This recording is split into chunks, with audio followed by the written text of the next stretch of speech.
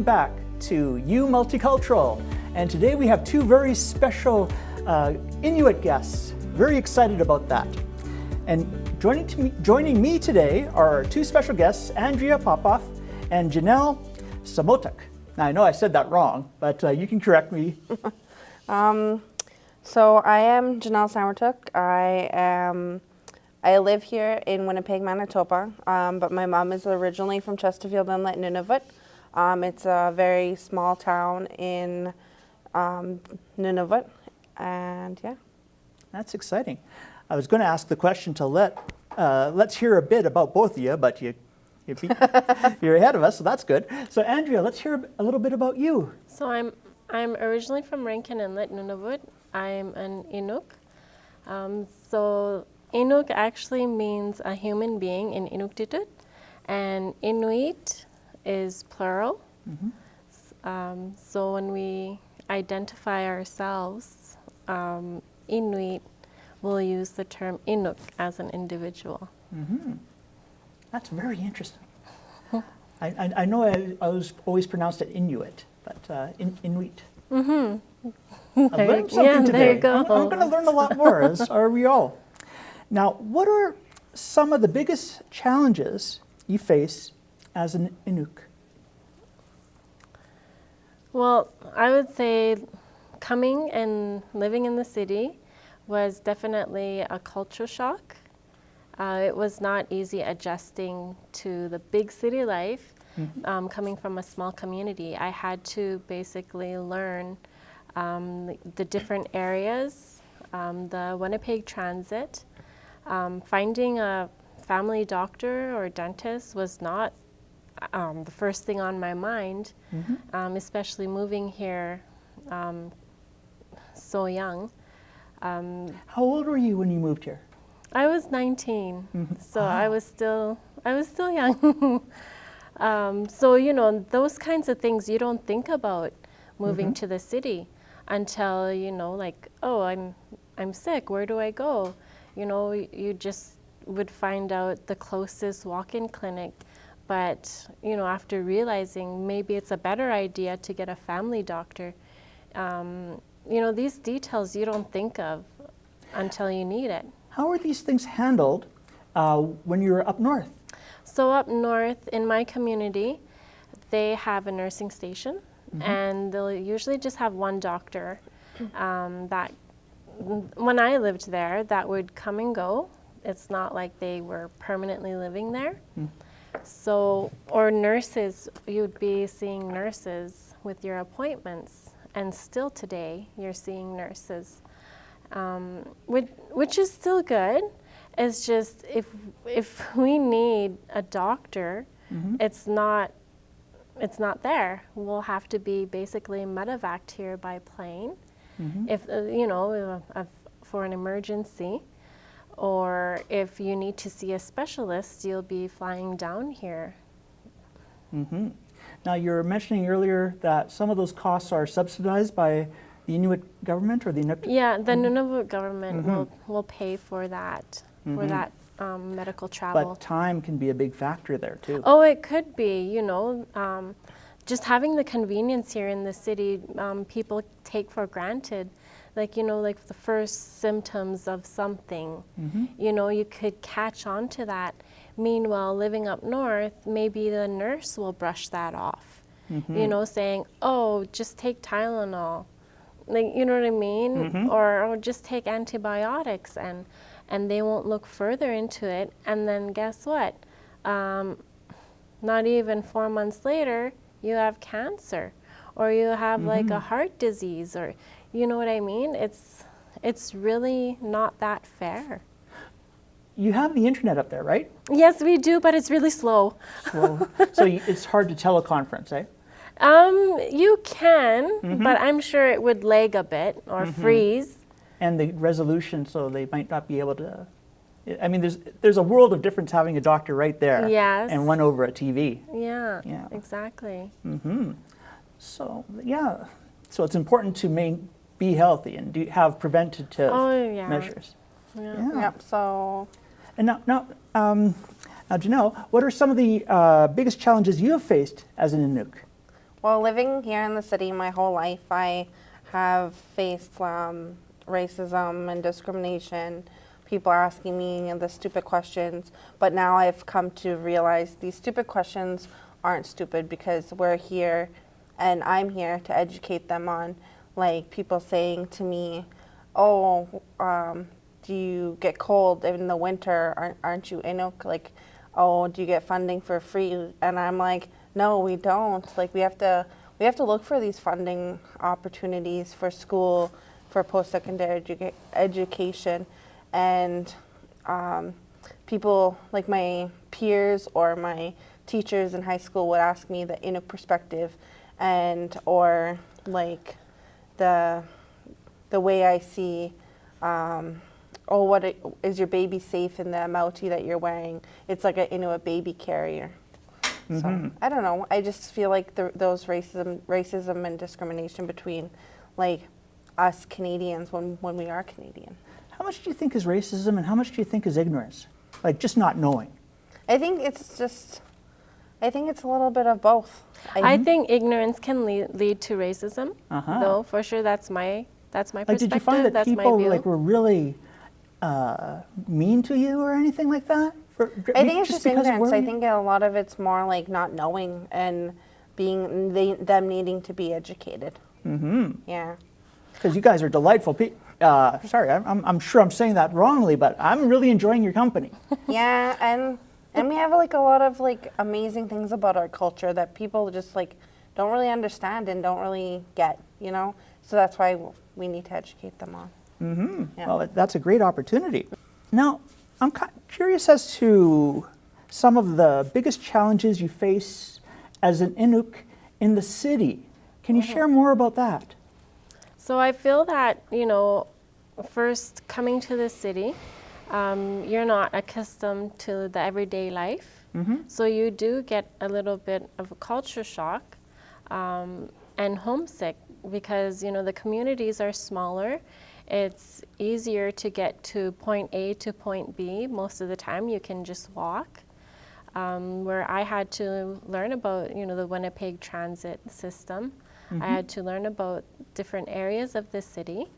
Where you feel safe and where it is safe and where it's not safe. And yeah, stuff you like definitely that. need to be aware. Not only that, also be aware of your surroundings. Now, I'm not talking about being paranoid, but you just have to be more aware now. I bet you could call 311 and talk to the city and ask them any question you wanted and find something out. And see, I didn't know that. I wouldn't have known that coming to the city. How would I have known to Google the number 311? But, unless you see that, like maybe if you went to the library. Yeah, we should maybe Mayor Bowman needs to know that calling 311 isn't known by everyone. No, you know what? Yeah, that would definitely. probably be good to advertise at the airport. Yeah. New to the city, call 311. Any other big challenges that you want to share? Well, I think a lack of like advocates for Inuit. Like there was no I know me growing up, I didn't have like a community center where like I can learn about my Inuit culture. I didn't have a place where I could go drop in and have like other Inuit around. Like I didn't have that as a kid growing up. And like it was a lack of like people being there and having a support system for Inuit people or Inuit culture. Well, I also feel like when people are moving out of Nunavut, that they are basically on their own or abandoned, like we're forgotten by our Nunavut government. We're basically now in the hands of the provincial government, and there's not a lot of resources out there specifically for Inuit. I know as a Canadian, you can always call 1-800-O-Canada and also get questions answered and find out services, because I know people care about that you're getting the services you need and that you're not suffering. See, I wouldn't have known that there's a 1-800 number on Canada. That's shocking to me. Yeah, so it's like, where's all this information? Like, it should almost be like a resource guide you can pick up at the airport. You know what I mean? Yeah, and okay. Then the other thing too, that's a challenge I would say is Inuit living in the city, whether for a few years or all their lives, are no longer eligible for student funding from Nunavut. It's just because of that reason that now we're not living there, that we're not eligible, which doesn't make sense to me because we're still a Nunavut beneficiary. We're still Inuk. And the other thing too is, what if we want to go back in a few years' time? Maybe not right away, but maybe 5-10 years from now. Like, you've got to think realistically. Maybe we're also here building connections, getting more schooling, and networking and work experience, because it's harder most times to get a decent job up north. Because I'll be honest, from my opinion, there's a lot of nepotism in smaller communities. How would you help solve that problem? As in the smaller... The nepotism, like what can be done? That concerns me a little bit. I know, what are the educational opportunities up north? So they do have a Nunavut Arctic College, and they do have like a trade school, and then they also they just recently have a law program now up in Kivalliq, and now they also have like an NTEP, which is like teaching for Nunavut teachers. But still, like, there should be more opportunities for that, but it's getting, the professors up there, right? So that's why we're always flying down. It's limited studies. So that's why they're going south, further south. And I know in the city, it's hard enough getting around by transit around a big city like Winnipeg. You can spend hours on a bus going between the University of Manitoba and Polo Park, for example. Definitely. Let's move on to a different question, if we're okay. Was there something else there? Okay. And why do you think people stereotype Inuit? So often I believe that our culture is not understood. So that being said, people are not being educated about our Inuit culture and history. So I think that if they were to get a true understanding of Inuit history and culture, they would start, realizing that, some of these tragedies and past traumas are still affecting us today, not only our grandparents, great-grandparents, it's also intergenerational trauma. Now, there was a big tragedy around 1950 with the RCMP and with dogs. Do you want to talk about that a bit? Yeah, so they had some dog slaughters. That was also during the time when they were relocating Inuit. When they wanted to tackle the Eskimo problem. The Eskimo problem, that's a strange term. Can you tell me more about it? Definitely. So I'll give you a description of what the Eskimo problem is. So it all started at a conference in May 1952. It was on a conference on Eskimo affairs, which was defined as having the following components: poor health, unstable economy, and a growing dependence on the government. In the early 1950s, the Canadian government created a policy to relocate a number of Inuit men, women, and children. They were loaded on ships, and they were sent to unsettled lands. The idea behind the policy was promises of plentiful land, untouched land, plentiful game, and a lifestyle unattained by Euro-Canadians. So still, the question today that's unresolved, many years later, is whether these experiments were a well-intentioned governmental attempt to protect the Inuit way of life or to lure innocent people into exile, hunger, and deprivation in order to solidify Canada's Cold War sovereignty in the north, in the far north. Mm-hmm. That's interesting. I wonder, sometimes I think governments might be well-intentioned and different components of the government might be well-intentioned, but the results of their policies are destructive and terrible to people. Oh yes, like another thing, like during that time that the government wanted to do to tackle this Eskimo problem was to give Inuit Eskimo identification numbers.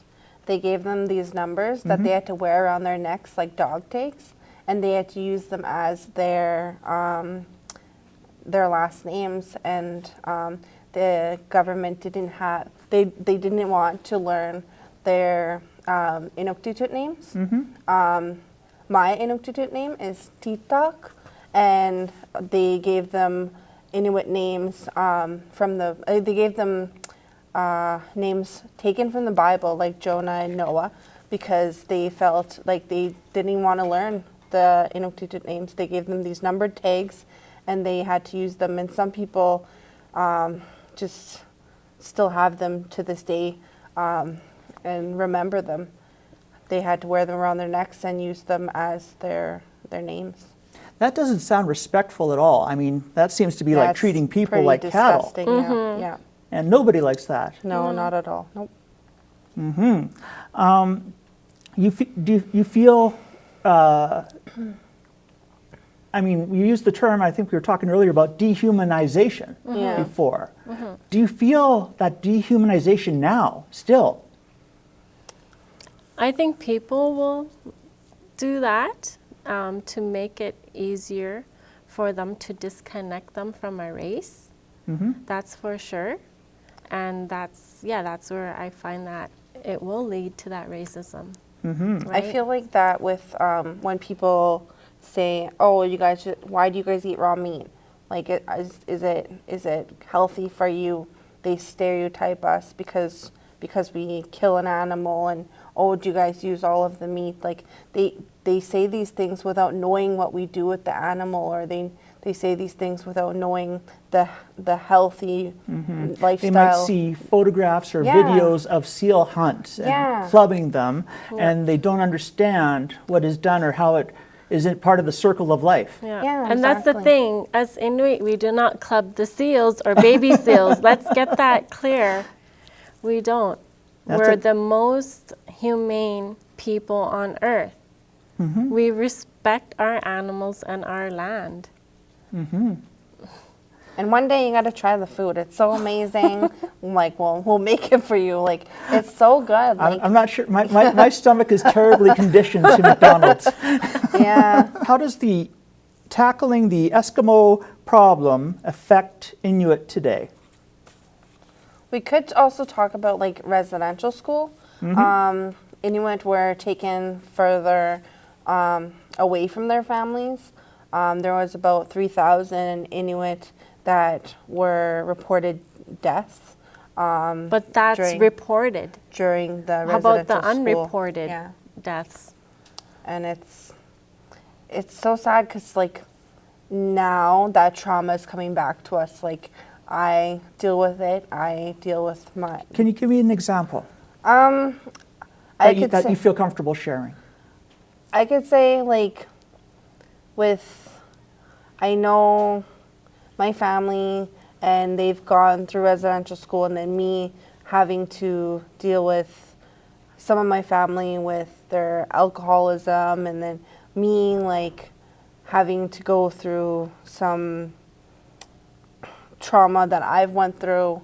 I don't know, it's still there, and sometimes I don't feel comfortable talking about it because it's so deep. It's also because of that we lost our culture, even because the missionaries. Sorry, this is really hard. And it happens. How would you distinguish issues of the Indigenous peoples across During and the Inuit? Is there a distinction, or do you feel, or what is specific about the struggles you face, and what kind of help do you feel you need? One thing I want to say is, like, during the residential school system, the missionaries didn't allow Inuit to speak their Inuktitut language. They Right. would get abused to do that. Like, if they spoke their Inuktitut language to even their brother or sister, they couldn't even talk to their brother and sister. If they spoke their language, they would get abused or sexually abused. And it's like, for me to think, like, if I couldn't learn my language from my mom or anybody, and I got hurt for doing that, that's so wrong.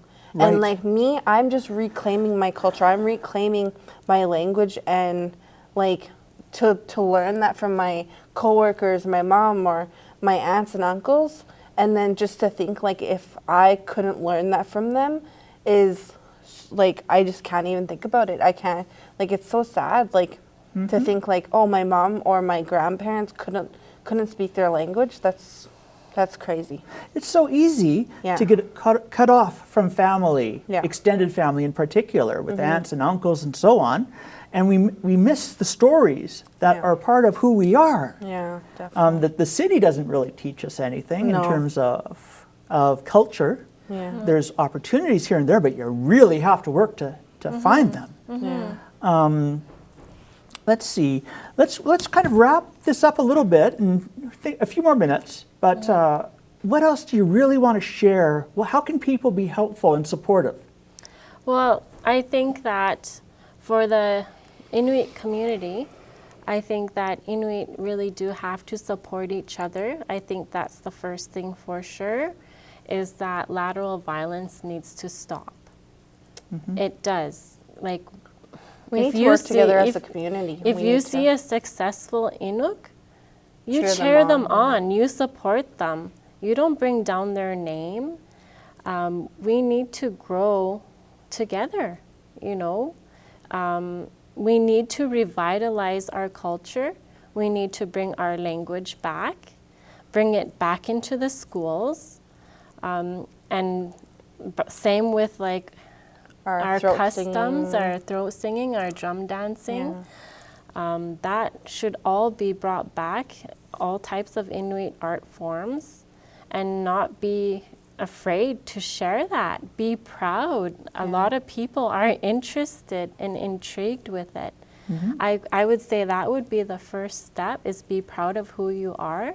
And not only that, like, we also need to realize that we have allies too, that there are other people out there also willing to help us and work with us, and we should be open to that. And have you visited the Winnipeg Art Galleries? Yes, of course we have. Yeah. And how do you feel about that? We're super excited. Like, I'm super excited to see the whole Inuit Art Center be done. I love Inuit art. I love the carvings. I love tapestry. I love throat singing, drum dancing, everything that comes with Inuit art. And I just feel like for Inuit people and all of our culture, I think it's all so beautiful, and we're all talented and beautiful people, and we need to embrace that. That's lovely. Another thought I had is the Canadian Museum of Human Rights. I don't know if they properly represent the plight of the Inuit, and particularly 1952 and all of that. No, not much, really. But I would also like to see Inuit people on speaking tours, walking tours, available through the art gallery or the Museum for Human Rights, and that we can actually see, or maybe even tours of schools, so that the message is spread, so that one and all knows what you're going through, because as Canadians, you are as special as any other Canadian. Yeah, definitely. And that means that is an awesome thing. So again, I'd like to thank Andrea and Janelle for sharing their stories. I encourage people to learn more about Inuit culture and be proud when you get the pleasure and privilege to meet them.